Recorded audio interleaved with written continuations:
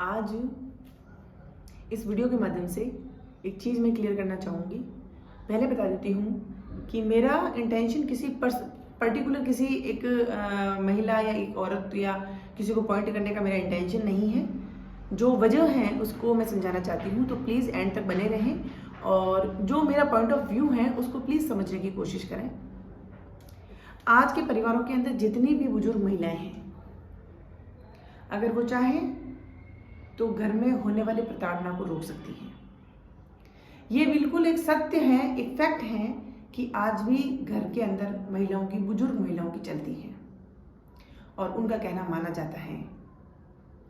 आज अगर किसी भी घर की बुजुर्ग महिला अगर चाहे कि मेरे घर के अंदर किसी भी महिला के ऊपर प्रताड़ना नहीं हो, उसका शोषण नहीं हो, उसकी इंसल्ट नहीं हो, तो नहीं होगी।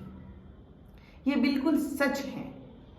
मैं ये नहीं कहना चाहती हूँ कि उनके ऊपर जितनी भी प्रताड़नाएं हो रही हैं वो महिलाएं कर रही हैं। महिलाएं नहीं कर रही हैं, लेकिन एक महिला के हाथ में है, प्रताड़ना को रोक सकती हैं। आप मुझे बताइए, एक घर के अंदर 2-3 महिलाएं हैं, दादी सास हैं, बहू हैं।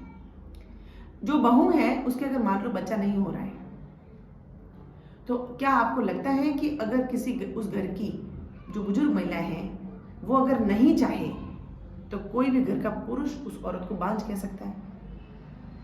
या फिर कोई महिला, घर की बहू जो अभी इस घर में आई है, वो अगर पढ़ना चाहे और जॉब करना चाहे और घर में बुजुर्ग महिला अगर उसका विरोध नहीं करे, तो आपको लगता है कि कोई पुरुष उस चीज को नेग्लेक्ट कर सकता है? नहीं कर सकता है। होता क्या है, ये एक सर्कल बन गया है। मान लो, एक एग्जाम्पल के थ्रू मैं बताती हूँ। मान लो मैं इस घर में बहू बन के आई, मेरी सास ने मेरे को टॉर्चर किया, मेरे को पढ़ने नहीं दिया, मेरे को जॉब नहीं करने दी, या फिर मेरे को बहुत सारे अब्यूजेस बोले गए, या फिर मेरी इंसल्ट की गई। फिर उसके बाद में मेरी बहू आई तो मुझे, वो पढ़ी लिखी आई, वो जॉब करने जा रही, तो मेरे अंदर ये चीज़ आ जाती है कि मैं भी पढ़ी लिखी थी, मेरे को तो जॉब नहीं करने दिया, मेरे ऊपर तो शोषण हुआ, मैं इतने लोगों का काम कर रही थी, तो ये कौन है? ये भी वही सब काम करेगी जो मैंने किए। ये ऐसा क्यों करेगी? ये जॉब क्यों करेगी? इसको इतनी फ्रीडम क्यों? हमारे महिलाओं का दुश्मन महिला ही बनी हुई है। अगर एक महिला चाहे कि जो मेरे ऊपर शोषण हुआ, जो मेरे ऊपर प्रताड़नाएं हुई, मैं आगे नहीं होने दूंगी या मैं आगे इसको बढ़ने नहीं दूंगी, मैं नहीं चाहूंगी कि जो चीजें मैंने सही तो मेरी बहू सहे, तो कभी नहीं हो सकता। घर के पुरुष तब तक अपना मुंह नहीं खोलते जब घर के पुरुष तब तक कुछ चीजें नहीं बोलते जब तक महिला पहल नहीं करती। अगर किसी महिला की, एक महिला इंसल्ट न करे या उसका शोषण नहीं करे या उसको अब्यूजेस जो बोले जा रहे हैं वो नहीं सुने, तो घर का कोई भी मर्द हिम्मत नहीं कर सकता। ये बढ़ावा महिलाएं देती हैं। तो इसीलिए हम लोग जो महिला सुरक्षा की बात करते हैं, महिला संरक्षण की बात करते हैं, महिला जो एम्पावरमेंट की बात, जैसे कहते हैं वुमेन एम्पावरमेंट की बात करते हैं, कहाँ है नारी सशक्तिकरण? कहाँ है बताइए आप मेरे को।